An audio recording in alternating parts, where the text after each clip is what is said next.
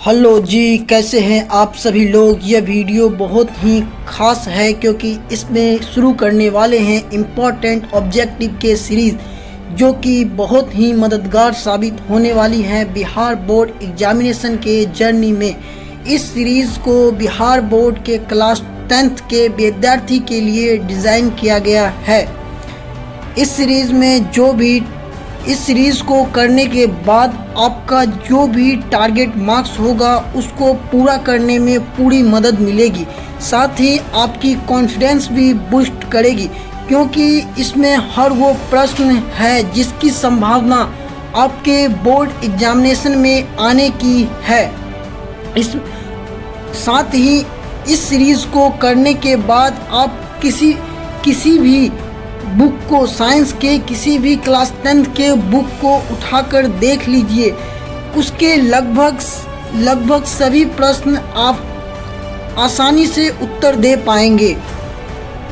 इसीलिए आप सभी से निवेदन है, कृपया इस सीरीज़ को अच्छे से फॉलो करें, बिना स्किप किए वीडियो को देखें और ध्यान से सुने ताकि कोई भी पॉइंट मिस ना हो जाए। साथ ही क्लास में प्रश्न को दोहराएं और याद करने की कोशिश करें।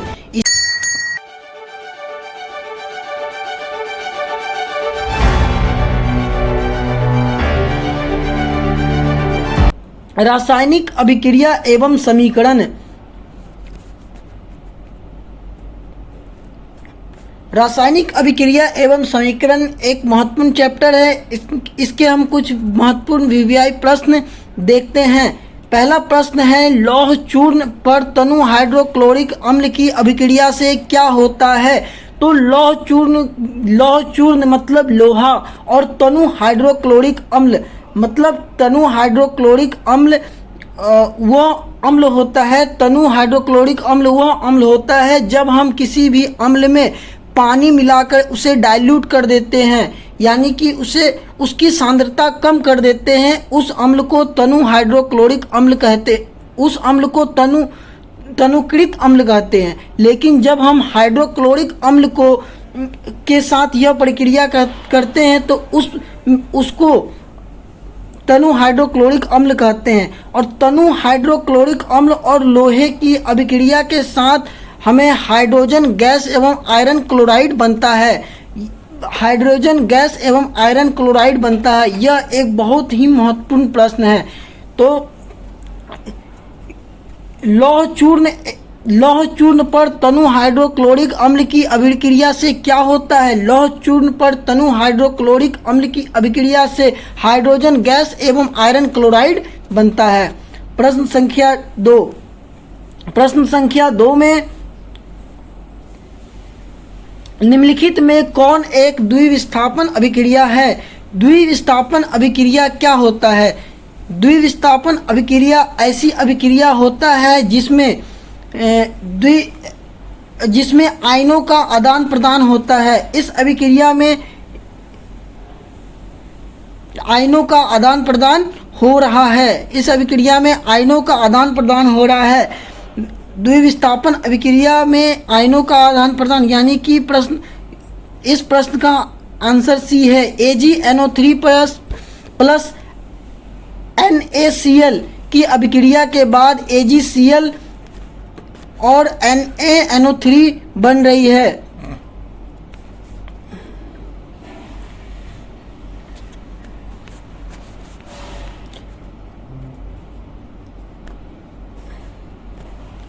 निम्नलिखित में कौन एक रेडॉक्स अभिक्रिया है। निम्नलिखित में कौन एक रेडॉक्स अभिक्रिया है। तो रेडॉक्स अभिक्रिया ऐसी अभिक्रिया को कहते हैं जिसमें उपचयन और अपचयन दोनों प्रक्रिया एक साथ होता है, उसे रेडॉक्स अभिक्रिया कहते हैं। रेडॉक्स अभिक्रिया कहते हैं। तो option C, CaO plus 2HCl के रिएक्शन से CaCl2 प्लस H2O का बनना रिडॉक्स रिएक्शन का उदाहरण है। प्रश्न संख्या 4, रासायनिक समीकरण CaCO3 इज सॉलिड और CaO solid plus CO2 gas किस प्रकार की समीकरण है? इसमें CaCO3 सॉलिड टूट करके दो O कंपोनेंट बना रही है, CaO और CO2, यानी कैल्शियम ऑक्साइड और कार्बन डाइऑक्साइड। इसका मतलब इसमें क्या हो रहा है, एक चीज़ टूट के दो चीज़ बन रहा है, इसका मतलब वियोजन हो रहा है। यह एक वियोजन अभिक्रिया है। प्रश्न संख्या 5, निम्नलिखित में कौन सही है? Na2CO3 into 5H2O, Na2CO3 into 10H2O, Na2CO3 एवं 7H2O, Na2CO3 2H2O। तो Na2CO3 into 10H2O into 10H2O सही आंसर है। प्रश्न संख्या 7, लोहा एवं लोहा से जिंक को लेपित करने की प्रक्रिया को क्या कहते हैं? लोहा से जिंक को लेपित करने की प्रक्रिया को क्या कहते हैं?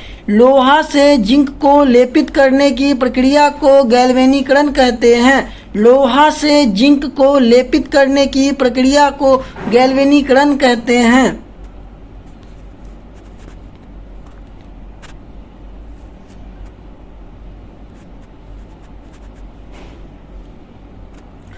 प्रश्न संख्या 8, लौह चूर्ण पर तनु हाइड्रोक्लोरिक अम्ल डालने से क्या होता है? लौह चूर्ण पर तनु हाइड्रोक्लोरिक अम्ल डालने से क्या होता है? पहले प्रश्न में हमने देखा हाइड्रोजन गैस एवं आयरन क्लोराइड बनता है, हाइड्रोजन गैस एवं आयरन क्लोराइड बनता है। प्रश्न संख्या 9, जस्ता तथा तनु हाइड्रोक्लोरिक अम्ल की अभिक्रिया के फलस्वरूप निम्नलिखित में कौन सा गैस बनता है? जस्ता मतलब जिंक, तनु हाइड्रोक्लोरिक मतलब HCl। जिंक और HCl के अभिक्रिया से कौन सा गैस बनेगा? तो हाइड्रोजन गैस बनेगा। जस्ता तथा हाइड्रोक्लोरिक अम्ल के अभिक्रिया के स्वरूप निम्नलिखित में कौन सा गैस बनेगा? हाइड्रोजन गैस बनेगा।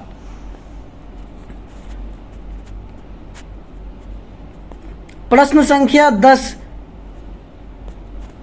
कोई तत्व ऑक्सीजन के साथ अभिक्रिया करके उच्च गलनांक वाला यौगिक निर्मित करता है। यह यौगिक जल में विलेय है। यह तत्व हो सकता है। कोई तत्व ऑक्सीजन के साथ अभिक्रिया करके उच्च गलनांक वाला यौगिक निर्माण करती है, यानी कोई भी तत्व ऑक्सीजन के साथ अभिक्रिया करके उच्च गलनांक वाला यौगिक की निर्माण करती है। यह यौगिक जल में भी विलेय है। यह तत्व कौन सा होगा? तो यह तत्व कैल्शियम होगा। यह तत्व कैल्शियम होगा। यह एक ट्रिकी क्वेश्चन है, इसे ज़रूर से याद रखें। यह एक ट्रिकी क्वेश्चन है, इसे ज़रूर से याद रखें। इसकी संभावना अधिक हो जाती है बोर्ड एग्जामिनेशन में पूछने की।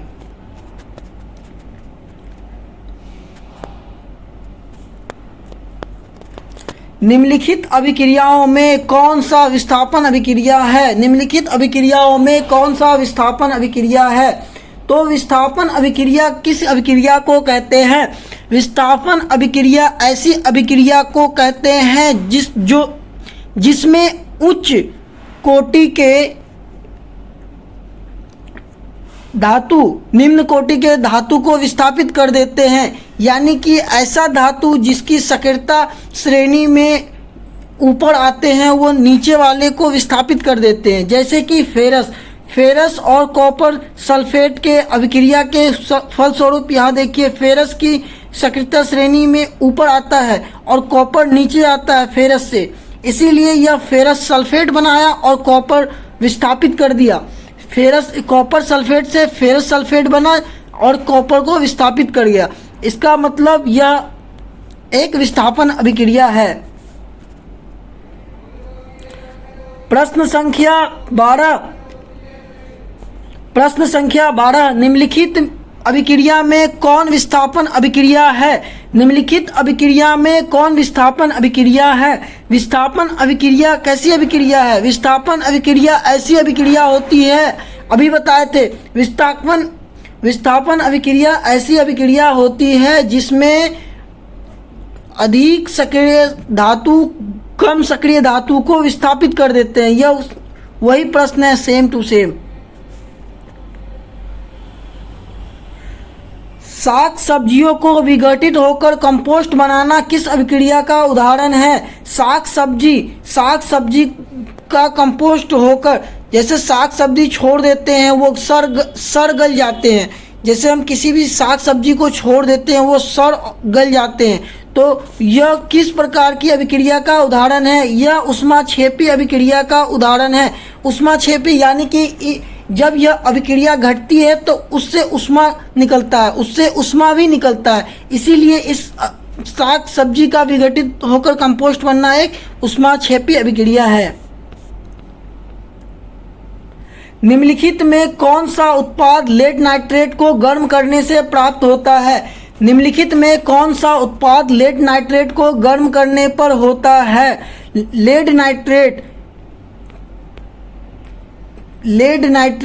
लेड किसको बोलते हैं?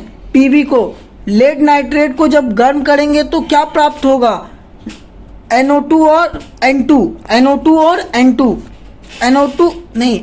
और O2। निम्नलिखित में कौन सा उत्पाद लेड नाइट्रेट को गर्म करने से प्राप्त होता है?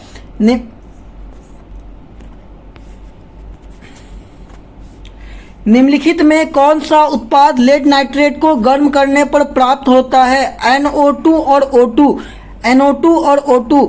यह भी एक ट्रिकी क्वेश्चन है। NO2 और O2। श्वसन किस प्रकार की अभिक्रिया है? श्वसन उपचयन, संयोजन, अपचयन, ऊष्माशोषी। श्वसन एक उपचयन अभिक्रिया है। श्वसन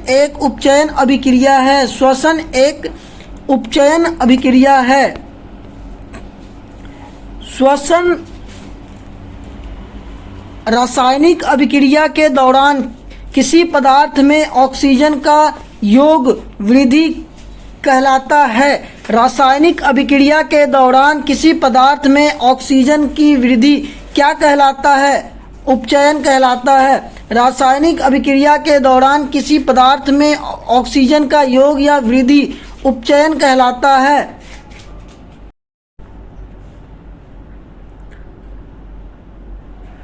प्रश्न संख्या 16। कॉपर ऑक्साइड और हाइड्रोजन गैस के अभिक्रिया के फलस्वरूप कॉपर तथा जल का निर्माण हो रहा है। यह किस प्रकार की अभिक्रिया है? तो इसमें क्या हो रहा है? कॉपर से ऑक्सीजन का ह्रास हो रहा है, यानी कि यह एक अपचयन अभिक्रिया है। प्रश्न संख्या 17। Fe2CO3 और एल्युमिनियम के अभिक्रिया के फलस्वरूप Al2O3 और Fe का निर्माण हो रहा है। इसमें Fe और FeO3 में Al के अभिक्रिया के फलस्वरूप Fe को एल्युमिनियम विस्थापित कर दे रहा है और Al2O3 और फेरस का निर्माण करता है। इसका मतलब यह एक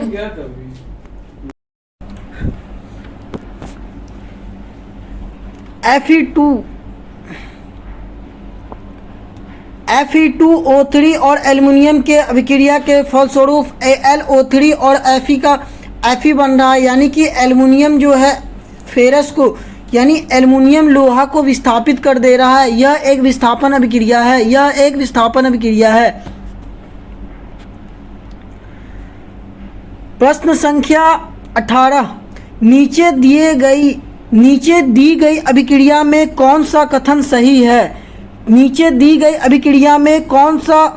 सही है? यह कौन सा अभिक्रिया है? कॉपर का ऑक्सीकरण हो रहा है। कॉपर का ऑक्सीजन के साथ अभिक्रिया करके कॉपर ऑक्साइड बन रहा है, मतलब कॉपर का ऑक्सीकरण हो रहा है। प्रश्न संख्या 19। निम्नलिखित में कौन एक दहन अभिक्रिया है? जल का उबलना, मोम का पिघलना, पेट्रोल का जलना, इसमें से कोई नहीं। पेट्रोल का जलना दहन का एक दहन अभिक्रिया है।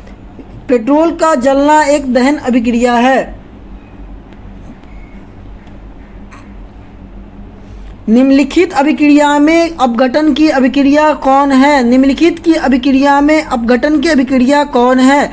अपघटन की अभिक्रिया कौन है? पोटेशियम KClO3 के अभिक्रिया के स्वरूप। निम्नलिखित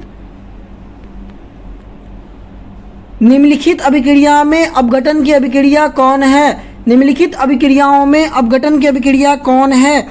निम्नलिखित अभिक्रियाओं में अपघटन की अभिक्रिया कौन है? KClO3 और के अभिक्रिया के फलस्वरूप KCl3O2 यह अभिक्रिया अपघटन की अभिक्रिया है।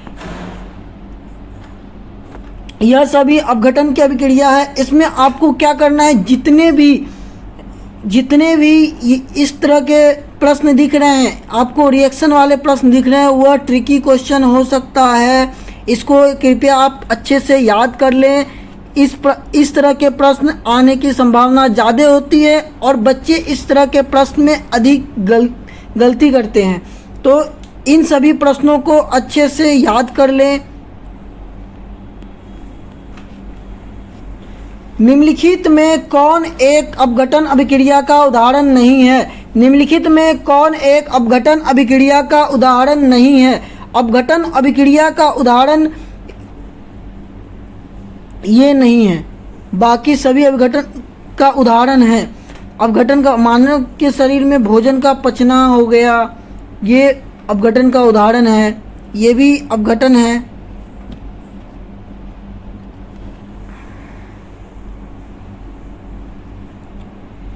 सिल्वर क्लोराइड का रंग कौन सा होता है? सिल्वर क्लोराइड का रंग श्वेत होता है। सिल्वर क्लोराइड का रंग क्या है? तो श्वेत होता है। सिल्वर क्लोराइड का रंग श्वेत होता है। नीचे दी गई अभिक्रिया के संबंध में कौन सा कथन सत्य है? ZNO प्लस C के रिएक्शन से Zn प्लस CO हो रहा है। इसमें कार्बन अपचयित हो रहा है, ZnO उपचयित हो रहा है। अच्छा, कार्बन उपचयित हो रहा है, ZnO उपचयित हो रहा है, कार्बन अपचयित हो रहा है, कार्बन मोनोऑक्साइड अपचयित हो रहा है। तो इसमें कार्बन उपचयित हो रहा है, इसमें कार्बन उपचयित हो रहा है, यानी प्रश्न संख्या 23 का आंसर A सही है। इलेक्ट्रॉन के स्थानांतरण से बने यौगिक कहलाते हैं। इलेक्ट्रॉन के स्थानांतरण से बने यौगिक कहलाते हैं सहसंयोजी यौगिक। सहसंयोजिक यौगिक नहीं, वैद्युत संयोजिक यौगिक कहलाते हैं। इलेक्ट्रॉन के स्थानांतरण से बने यौगिक वैद्युत संयोजी यौगिक कहलाते हैं। वैद्युत संयोजी यौगिक कहलाते हैं। प्रश्न संख्या 25, Zn और कॉपर सल्फेट, जिंक और कॉपर सल्फेट की अभिक्रिया के फलस्वरूप जिंक सल्फेट और कॉपर का निर्माण विस्थापन अभिक्रिया है। विस्थापन अभिक्रिया है।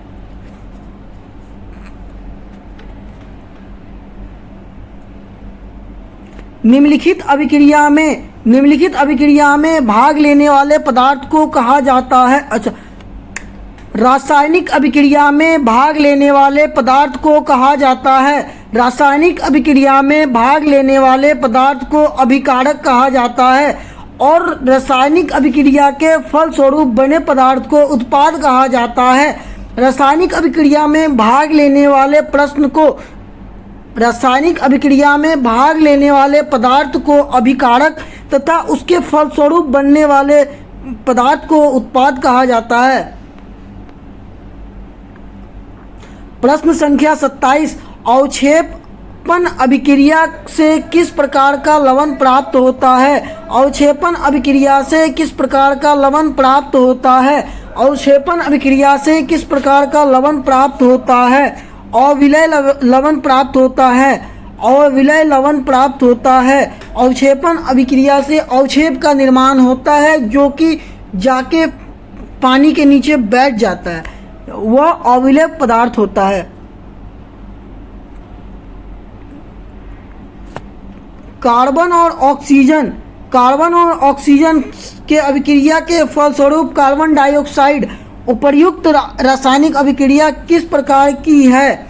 उपर्युक्त रासायनिक अभिक्रिया संयोजन रासायनिक अभिक्रिया है। यह एक संयोजन रासायनिक अभिक्रिया है। प्रश्न संख्या 29, वे अभिक्रियाएं जिनमें अभिकारकों के बीच आयनों का आदान प्रदान होता है। वे अभिक्रियाएं जिनमें अभिकारकों के बीच आयनों का आदान प्रदान होता है। वे अभिक्रियाएं जिनमें आयनों के बीच आदान प्रदान होता है।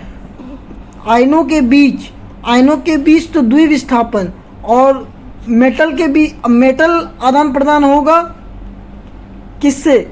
मेटल सल्फेट हो गया, क्लोरेट हो गया, ये सब से तो विस्थापन, और आयनों का आदान प्रदान होगा तो द्विविस्थापन।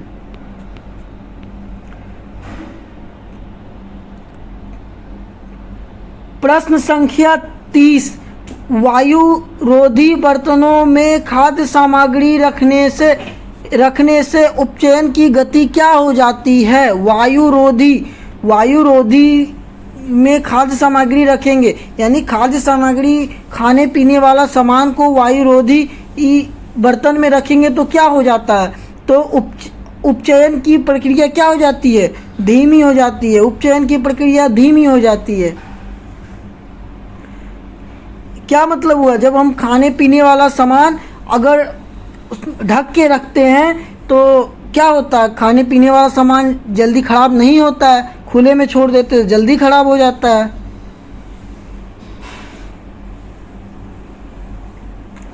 प्रश्न संख्या 31,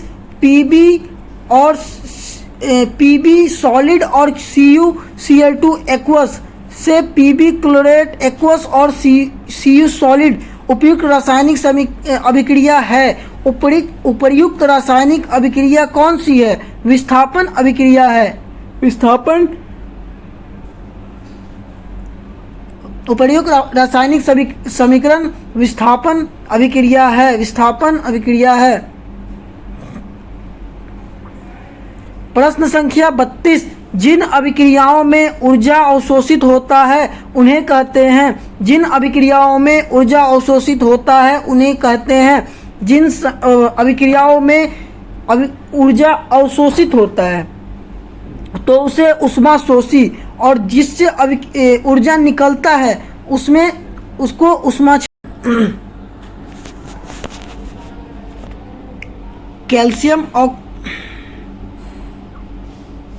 कैल्शियम ऑक्साइड और जल के अभिक्रिया के फलस्वरूप कैल्शियम हाइड्रोक्साइड का निर्माण होना उपयुक्त रासायनिक अभिक्रिया है। उपयुक्त रासायनिक अभिक्रिया एक संयोजन अभिक्रिया है।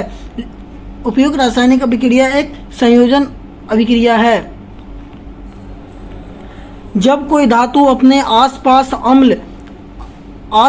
अम्ल, आर्द्रता आदि के संपर्क में आ जाती है तब ये संक्षारित होती हैं। इस प्रक्रिया को क्या कहते हैं? तो जब कोई धातु अपने आसपास अम्ल हो गया, पानी हो गया, जिसे आर्द्रता कहते हैं, इन सभी के संपर्क में आ जाने पे संक्षारण हो जाता है। क्या हो जाता है? मतलब संक्षारित हो जाता है। तो संक्षारित हो जाता है तो इस प्रक्रिया को क्या कहते हैं? संक्षारण कहते हैं। इस प्रक्रिया को संक्षारण प्रक्रिया कहते हैं। रासायनिक अभिक्रिया के दौरान पदार्थ में ऑक्सीजन का ह्रास कहलाता है। रासायनिक अभिक्रिया के दौरान किसी पदार्थ में ऑक्सीजन का ह्रास कहलाता है। रासायनिक अभिक्रिया के दौरान किसी पदार्थ में ऑक्सीजन का ह्रास अपचयन कहलाता है। ऑक्सीजन का ह्रास अपचयन कहलाता है। रासायनिक अभिक्रिया के दौरान किसी भी पदार्थ में ऑक्सीजन का ह्रास अपचयन कहलाता है। प्रश्न संख्या 36, ऊष्मा के द्वारा की गई वियोजन अभिक्रिया को कहते हैं। ऊष्मा के द्वारा की गई वियोजन अभिक्रिया को कहते हैं। ऊष्मा के द्वारा तो ऊष्मीय वियोजन, ऊष्मा के द्वारा तो ऊष्मीय वियोजन। एक भूरे रंग का चमकदार तत्व X को वायु की उपस्थिति में गर्म करने पर काले रंग का हो जाता है। तत्व X का नाम बताएं। तत्व X का नाम कॉपर है। यह एक ट्रिकी क्वेश्चन है। यह ट्रिकी और इम्पोर्टेंट दोनों है। इम्पोर्टेंट सभी है लेकिन ये थोड़ा ज़्यादा। जिंक तथा सल्फ्यूरिक अम्ल के अभिक्रिया से निम्नलिखित में कौन सी गैस निकलती है? जिंक तथा सल्फ्यूरिक अम्ल के बीच अभिक्रिया से जिंक तथा सल्फ्यूरिक अम्ल हाइड्रोजन गैस निकलती है।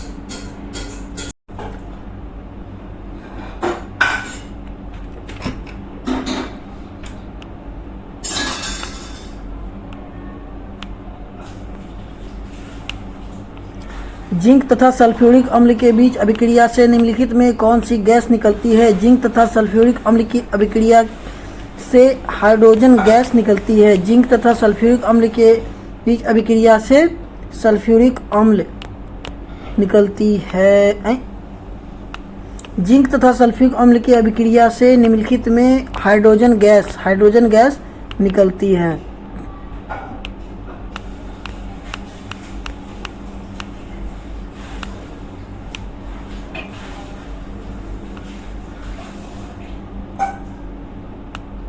किसी यौगिक से रासायनिक अभिक्रिया में हाइड्रोजन का हटना मतलब उपचयन। हाइड्रोजन का हटना मतलब उपचयन। रासायनिक अभिक्रिया में हाइड्रोजन का हटना किसी यौगिक से तो उपचयन। प्रश्न संख्या 40। किसी वस्तु को हवा में जलाने के लिए एक निश्चित निम्न ताप पर आवश्यकता होती है जो कहलाता है। किसी वस्तु को हवा में जलाने के लिए एक निश्चित निम्न ताप की आवश्यकता होती है जो कहलाती है प्रज्वलन ताप। किसी वस्तु को हवा में जलाने के लिए एक निश्चित ताप की आवश्यकता होती है उसे क्या कहते हैं? प्रज्वलन ताप।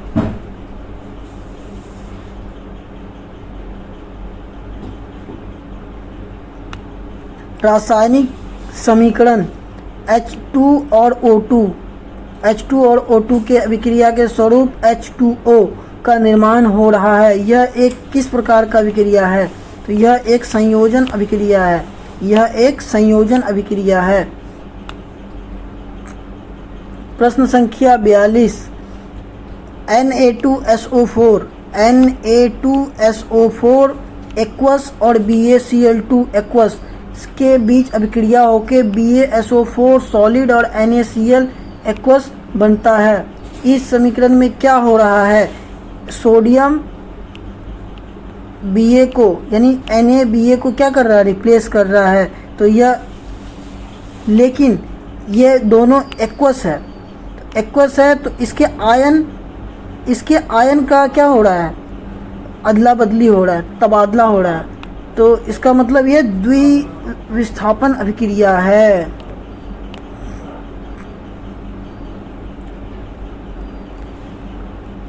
बस आज के लिए हाँ, तो रासायनिक अभिक्रिया एवं समीकरण के रासायनिक अभिक्रिया एवं समीकरण के 42 प्रश्न हो चुके हैं। इसके अलावा भी अगर कोई प्रश्न बचे होंगे तो हम ज़रूर करवाएंगे, लेकिन उम्मीद है इससे बाहर बिहार बोर्ड क्लास 10 में इससे बाहर कोई भी प्रश्न नहीं जाएगा। बाकी आप कमेंट करके बता सकते हैं कि इन सभी प्रश्नों में कितने प्रश्न आपको पहले से आते थे और कितने प्रश्न नए आए हैं।